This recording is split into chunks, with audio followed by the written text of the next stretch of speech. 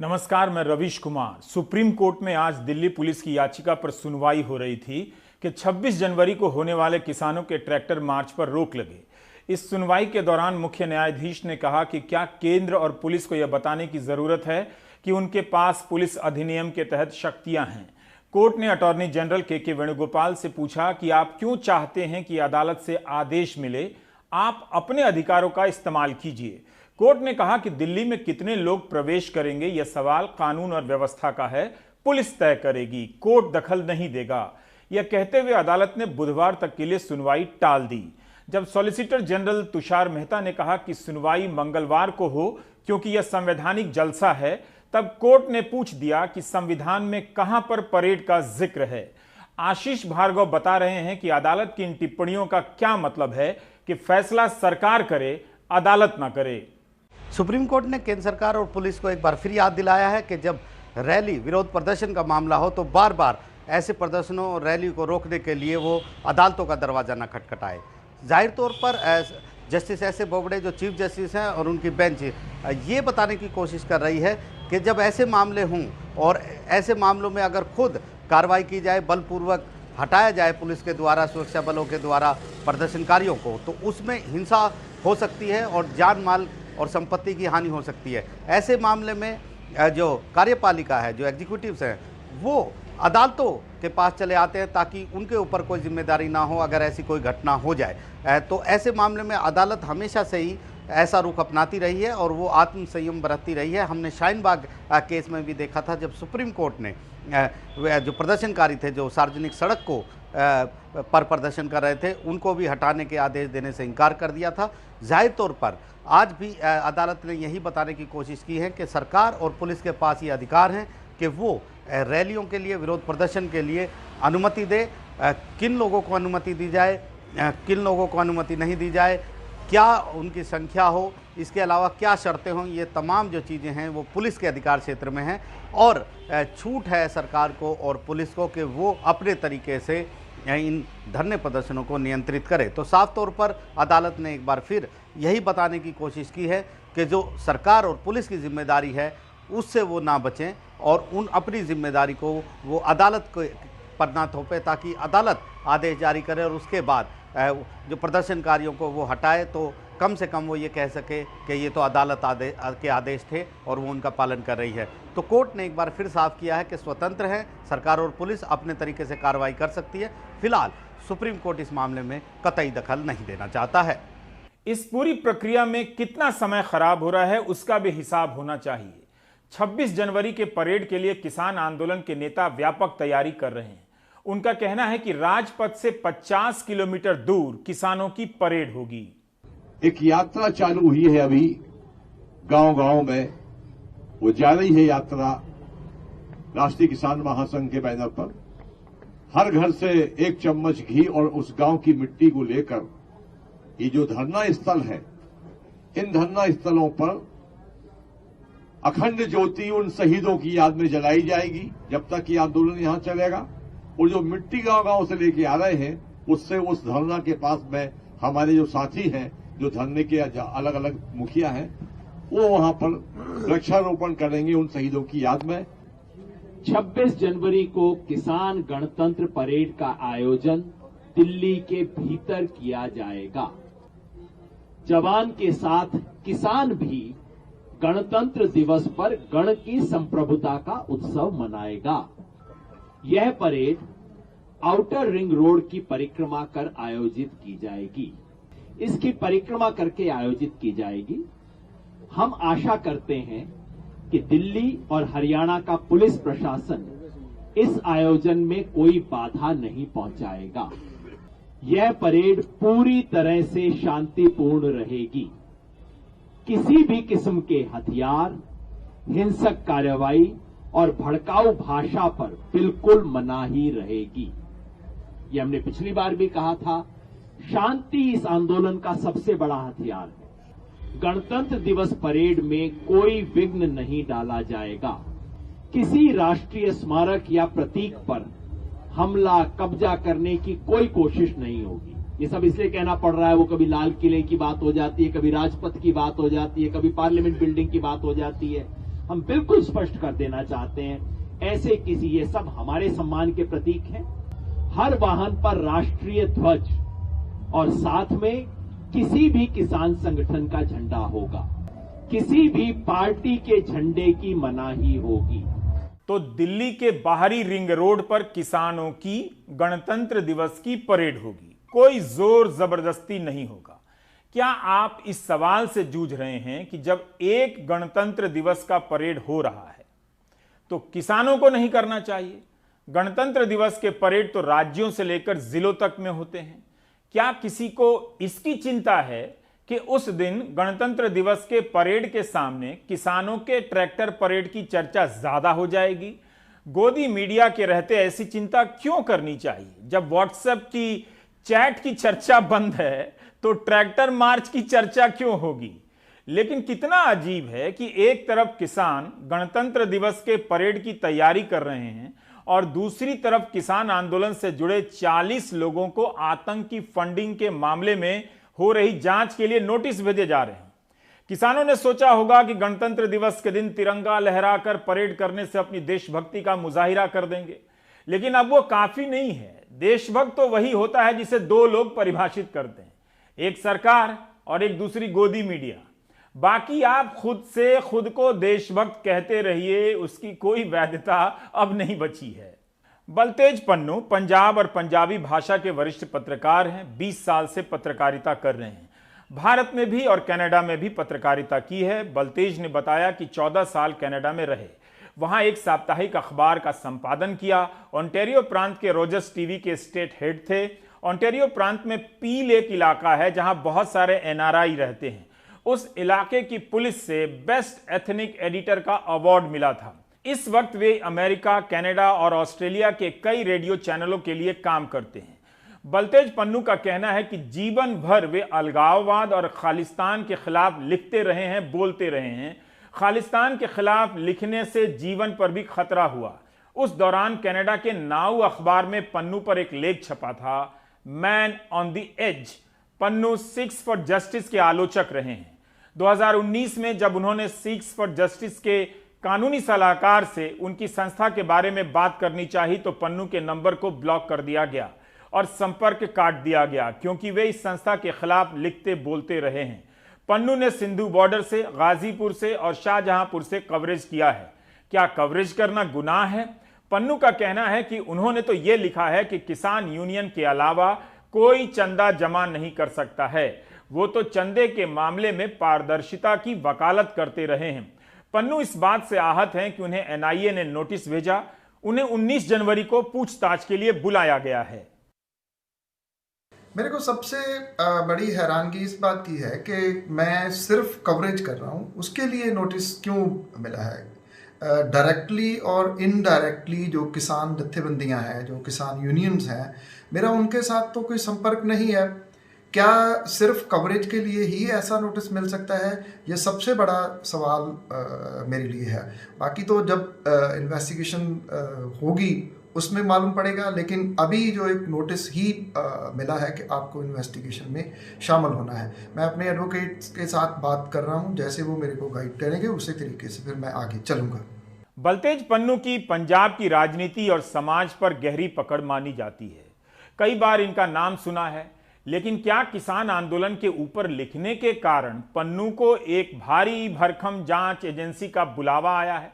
इसी तरह पत्रकार जसवीर सिंह मुक्तसर को भी एनआईए ने नोटिस भेजा कि वे 18 जनवरी को हाजिर हों। जसवीर सिंह ने ट्वीट किया है, मैंने एनआईए को बताया है कि पारिवारिक कारणों से 18 जनवरी की पूछताछ में शामिल नहीं हो सकता।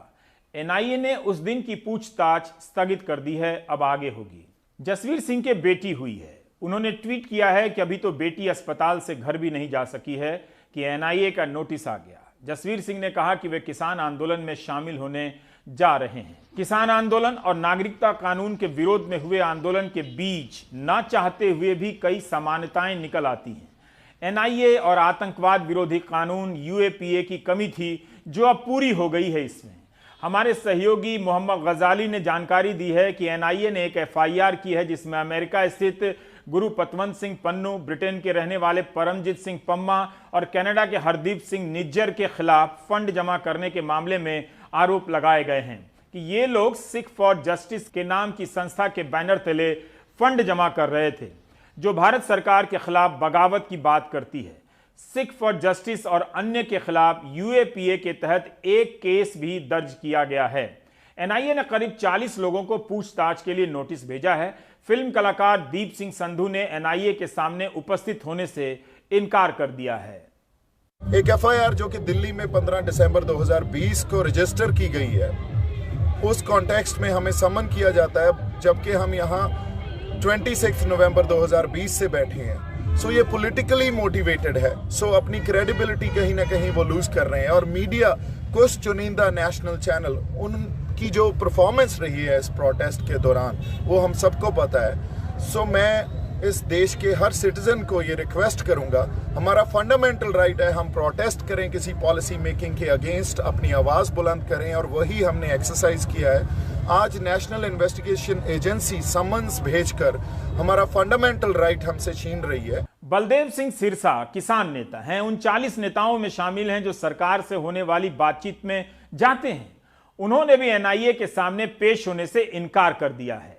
ये जो नोटिस जारी हुआ है, ये केंद्र सरकार इखलाकी तौर पे हार चुकी है, लेकिन दुख की बात यह है कि ये अपनी हार मानने को तैयार नहीं। एनआईए एजेंसी जो इंडिपेंडेंट है, उसका भी इसने सहारा लिया, और उसकी तरफ से हमारे को जो इन्होंने नोटिस भेजा था, मैं उस नोटिस पे कल नहीं गया।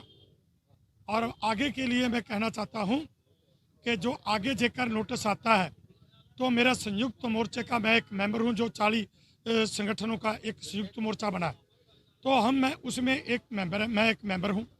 और संयुक्त मोर्चे ने फैसला कर दिया कि एनआईए एजेंसी के पास नहीं जाएंगे।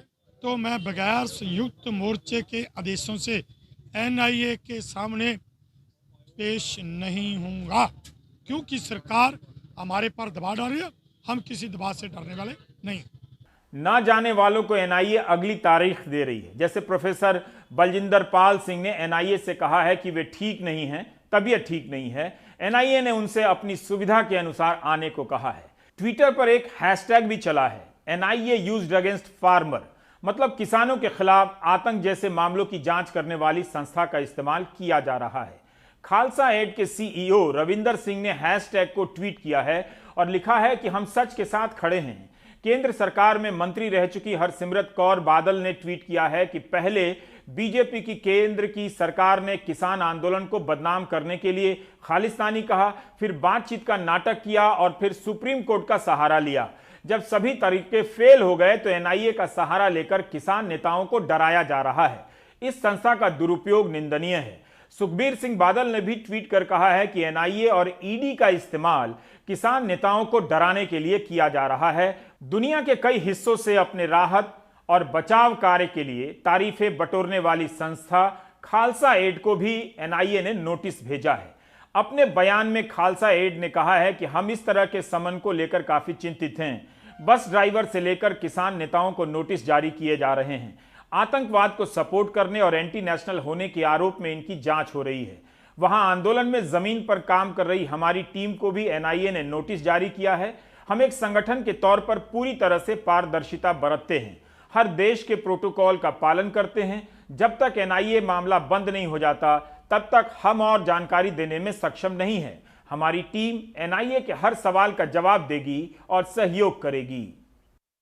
खालसा एड के 3 सदस्यों को एनआईए का नोटिस आया और एक हमारे जब तक हमें मालूम नहीं था कि और भी लोगों को आया, और फ्राइडे को हमारे एक सदस्य ने विजिट भी किया और उनकी जो क्वेश्चनिंग थी वो फंडिंग के रिगार्डिंग थी। और मैं इस वीडियो के जरिए ये भी अपील करना चाहता हूं और कहना चाहता हूं कि अगर एनआईए को लगता है कि इस फार्मर प्रोटेस्ट की अंदर अगर कोई एजेंसीज काम कर रही हैं या कोई ऐसे लोग शरारती अंसर काम कर रहे हैं जिससे हमारे देश की जनता को, हमारे देश के लॉ एंड ऑर्डर को फर्क पड़ता है, खतरा है, और हम इस इंक्वायरी को आपको इस इंक्वायरी के जरिए फुली कोऑपरेट करेंगे। आपकी जो भी क्वेरीज हैं हम आपके पास विजिट करने को रेडी हैं।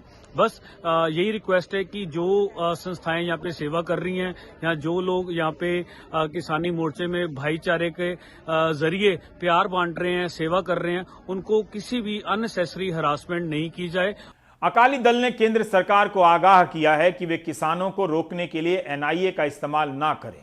विपक्ष के नेताओं ने भी ऐसा ही कहा है। सेंटर सरकार विच फ्रस्ट्रेशन आ गई, वो सोचते सी किसानां दी जिहड़ी संघर्ष है वो कमजोर हो जाऊगा, खत्म हो जाऊगा, पर उन्होंने देखा जिन्ना लेट करी जाते हैं उन्ना तगड़ा संघर्ष हो जाते हैं। आ सारा कुछ अंडर फ्रस्ट्रेशन कर रहे हैं तो श्रोमणी अकाली दल स्ट्रोंगली कंडेम कर दी है। जिवें उन्होंने गलतफहमी सी कि जिन्ना लंबा कर दोगे तो फेल हो जूगी, उन्ना का वध गया।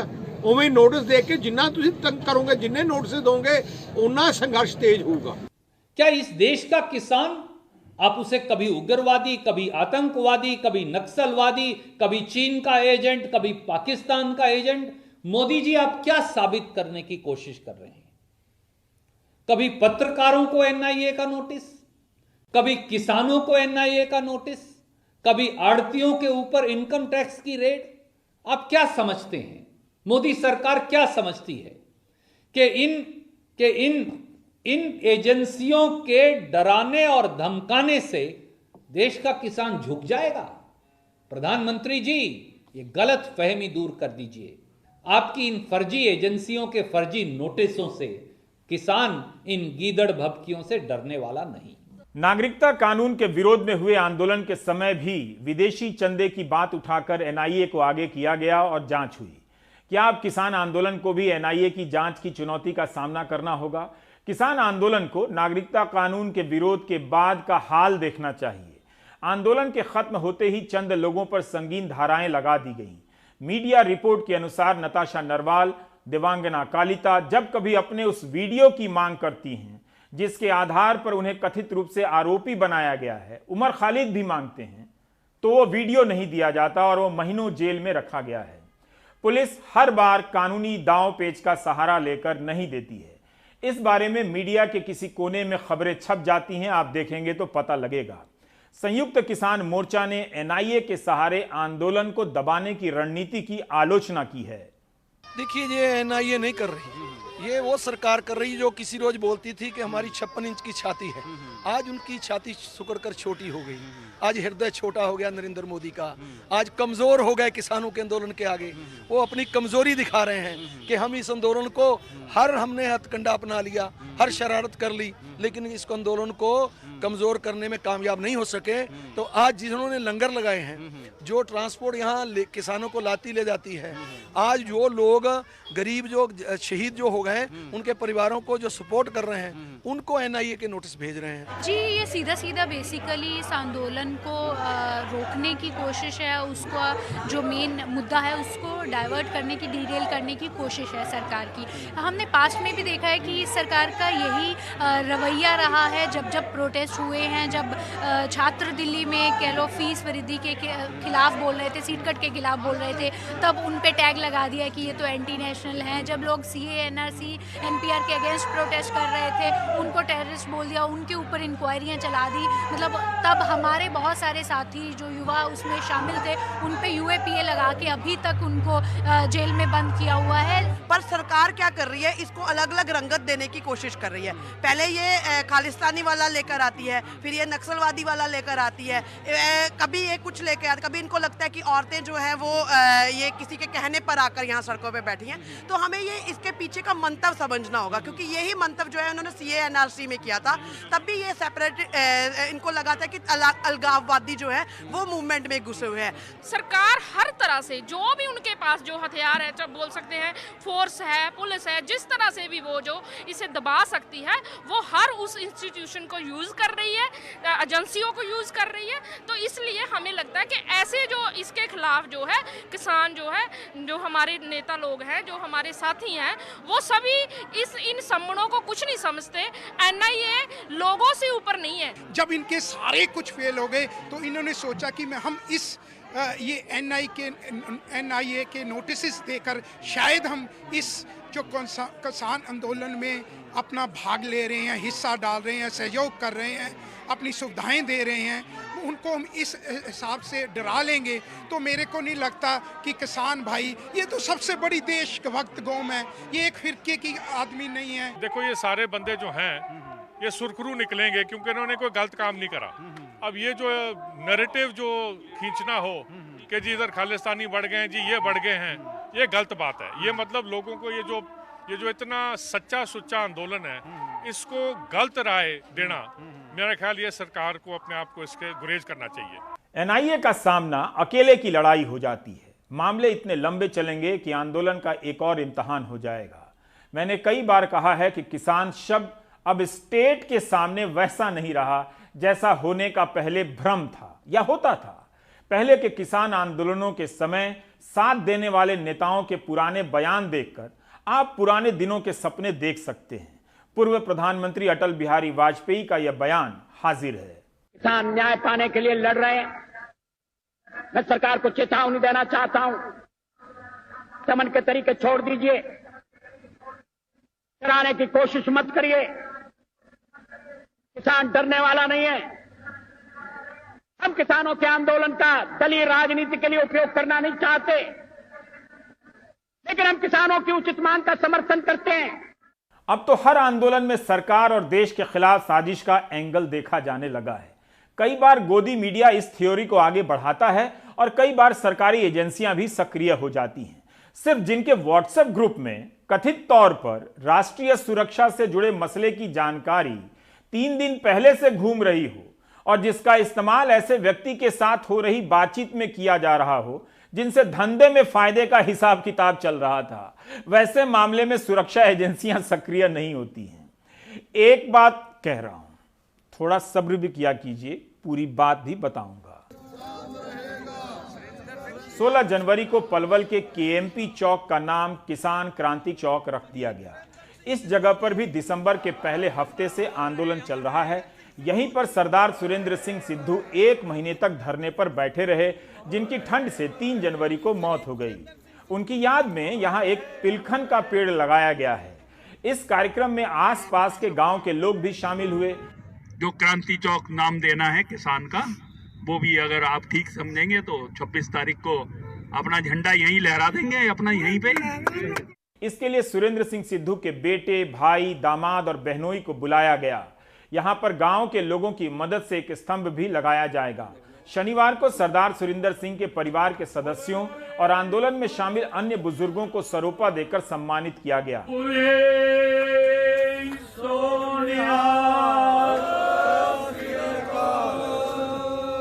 आप इन ट्रैक्टरों को देख सकते हैं। इनमें से 100 के करीब ट्रैक्टर सरदार सुरेंद्र सिंह अपने साथ लेकर आए थे। जब वे ग्वालियर से चले थे तो 2500 लोगों को लेकर निकले थे। किसानों का कहना है कि पलवल में भी हजारों किसान धरने पर बैठे हैं और ज्यादातर सुरेंद्र सिंह सिद्धू के साथ आए थे।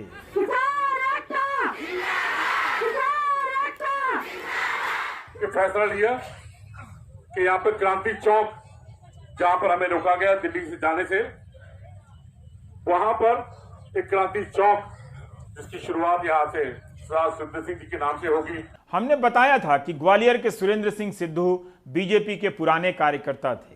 बीजेपी के कुछ नेताओं ने परिवार से निजी तौर पर संपर्क कर सांत्वना दी है, लेकिन आधिकारिक तौर पर पार्टी की तरफ से शोक संदेश नहीं आया है। उनके निधन के बाद शोक संवेदना करने भाजपा के वर्तमान सांसद सेजवलकर जी पहुंचे, अटल बिहारी के भांजे अनूप मिश्रा जी, गृह मंत्री नरोत्तम मिश्रा के भतीजे विवेक मिश्रा जी सभी पहुंचे, लेकिन किसी ने किसी प्रकार की परिवार को सहायता देने के लिए नहीं कहा।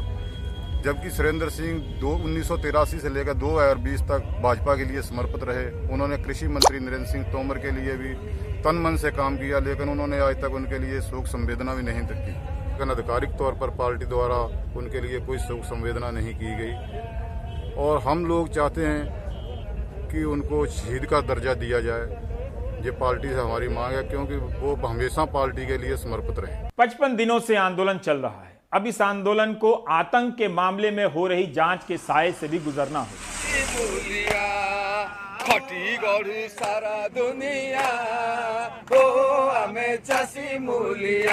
उधर ओडिशा से भी कुछ किसान दिल्ली के लिए रवाना हुए हैं। जब यह किसान जमशेदपुर पहुंचे तब सिख समाज ने इनका भरपूर स्वागत किया। इसमें कांग्रेस के भी नेता शामिल थे स्वागत करने वालों में। ओडिशा के किसान नेता अक्षय कुमार के नेतृत्व में नवनिर्माण किसान संगठन की किसान दिल्ली चलो यात्रा दिल्ली के लिए रवाना हुई है। ये सफर की तस्वीर है जो किसान नेताओं ने भेजी है।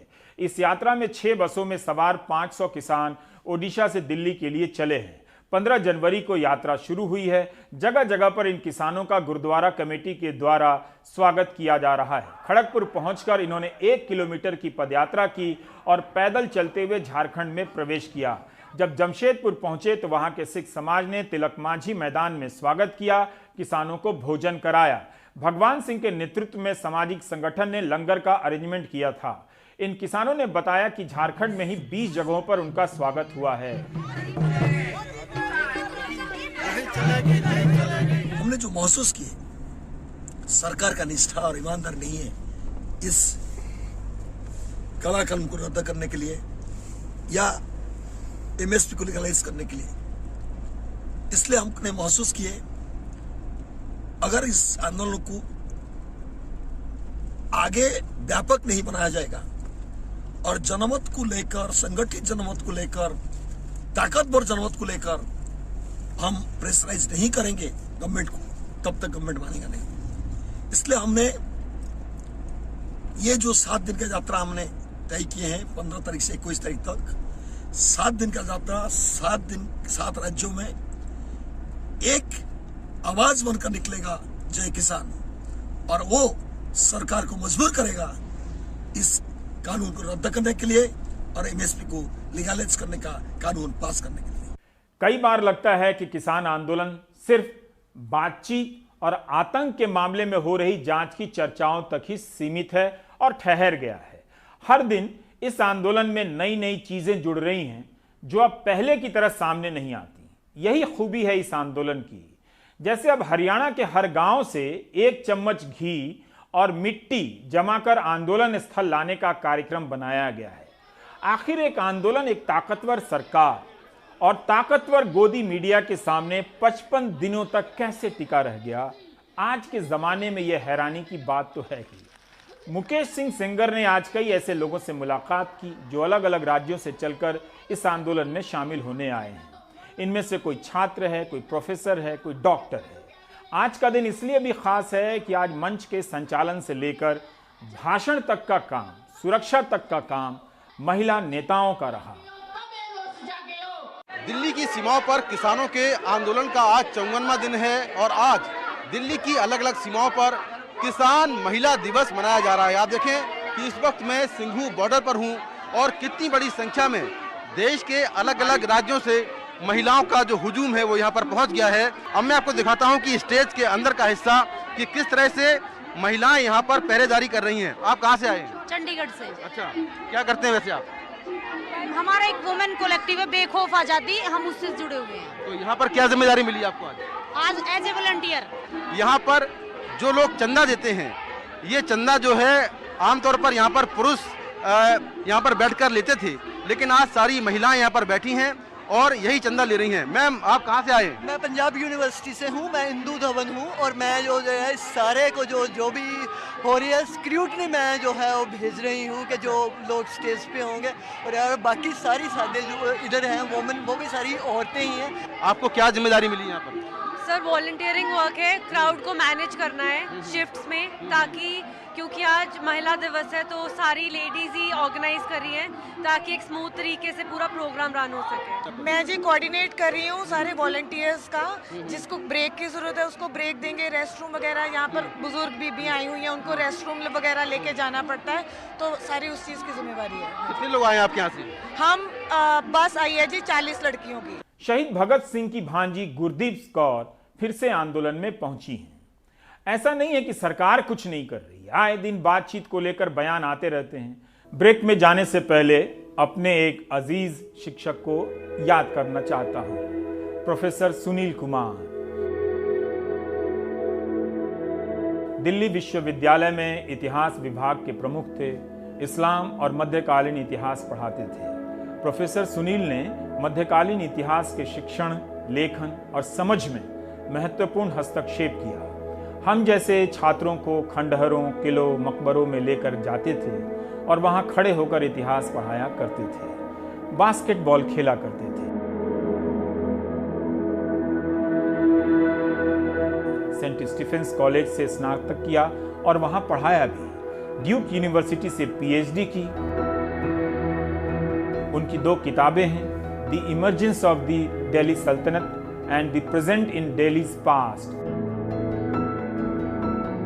सुनील कुमार के स्कॉलरशिप पर बोलने के लिए मैं ठीक व्यक्ति नहीं हूं और टीवी उसकी जगह नहीं है, लेकिन जीवन में जब कोई अच्छा शिक्षक मिले और आप जहां भी हों, उन्हें याद किया कीजिए।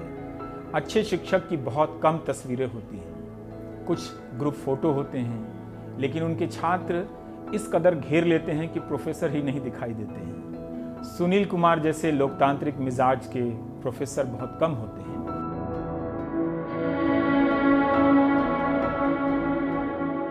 छात्रों के लिए हमेशा उपलब्ध रहने वाले और घंटों काम करने वाले। अंतिम सांस लेने से 1 घंटा पहले तक वे अपने विभाग को ईमेल कर रहे थे, देर रात तक काम कर रहे थे। खराब फेफड़े और दिल्ली की प्रदूषित हवा ने उनकी जिंदगी पर विराम लगा दिया। 17 जनवरी को प्रोफेसर सुनील कुमार हम सभी को छोड़ गए। हम उन्हें नहीं छोड़ पाएंगे। अलविदा professor Sultan. If you start talking about Naukri in the 18th and 19th century, or we talk about Naukri in the Hindi cinema, and we say, and we hear a Naukri saying, "Banda Hazir hai," and we say, this is the Delhi Sultanate speaking.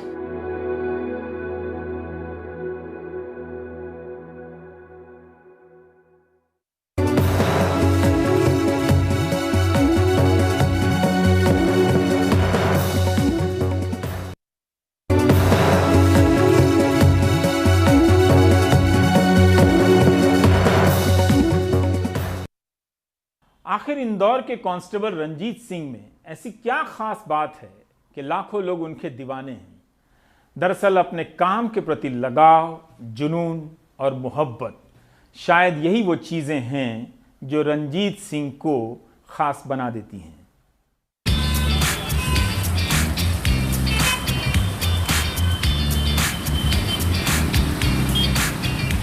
अपने moon walk और dance के जरिए traffic को manage करते हुए traffic constable Ranjit Singh Indore में इस high court के गेट के बाहर। माइकल जैक्सन का मशहूर मून वॉक, डांस की अलग अलग मुद्राओं से ट्रैफिक का नियंत्रण। रंजीत सिंह के इस अनोखे सफर की शुरुआत दर्दनाक दास्तान से हुई। मैं जब ट्रैफिक में आता तब कुछ महीने हुए थे मेरे को ड्यूटी करते हुए, और मेरा एक दोस्त था, वो ट्रेनिंग के बाद यहाँ पर 3 साल बाद आ रहा था, तो मैंने उससे बोला था आजा मिल के बात करते हैं, और वो आ रहा था और मैं ड्यूटी कर रहा था, नॉर्मल ड्यूटी जैसे नहीं कर रहा था। एंड कुछ देर बाद वॉकी टॉकी पे कॉल हुआ कि एक एक्सीडेंट हुआ है बाईपास पे, आप जाके उनको देख लीजिए और वहाँ जाम लग रहा है। तो मैं जब गया तो देखा तो अपनी फ्रेंड की बॉडी थी। दैट टाइम मुझे बहुत गुस्सा आया था कि एक 22 ईयर बंदा जो कि देश के लिए कुछ कर सकता था वो रोड पे क्यों मरा। मैं वहाँ से आया, गुस्से में इधर से उधर घूम रहा था। जब मैं घूम रहा तो मेरे सुपर ऑफिसर ने बोला रंजीत आप घूम रहे हो, वॉक कर रहे हो तो लोग रुक रहे हैं। तो मेरे अंदर कहने का एक डांसर था ही थी, तो जो मून वॉकर था उसको मैं रोड पे लेकर आया। यातायात को नियंत्रित करने के इस अंदाज से रंजीत बहुत मशहूर हो गए। कई टीवी शो में वो दिख चुके हैं। वरिष्ठ अधिकारी भी रंजीत के इस अंदाज के कायल हैं। अपने काम को अगर कोई व्यक्ति शिद्दत से करता है और उसमें इनोवेशन करता है तो निश्चित तौर पर, जैसा कि उसका चौराहा जब हम लोग देखते हैं वो किस चौराहे पे काम करता है, उस चौराहे पे ट्रैफिक रेगुलेशन अच्छे से चलता है और उसका एक ऑरा है जिसके कारण वो किसी को भी रोक पाने में सक्षम होता है। मतलब कोई व्यक्ति, जैसे अन्य चौराहों पे हम देखते हैं उज्जत हो जाती है, लोग आके आर्गूमेंट करने लगते हैं, ट्रैफिक स्टाफ से झगड़ने लगते हैं। उसके स्टाफ पर वो किसी भी व्यक्ति को रोक देता है, किसी भी हस्ती को रोक देता है, लेकिन कोई उससे झगड़ता नहीं है।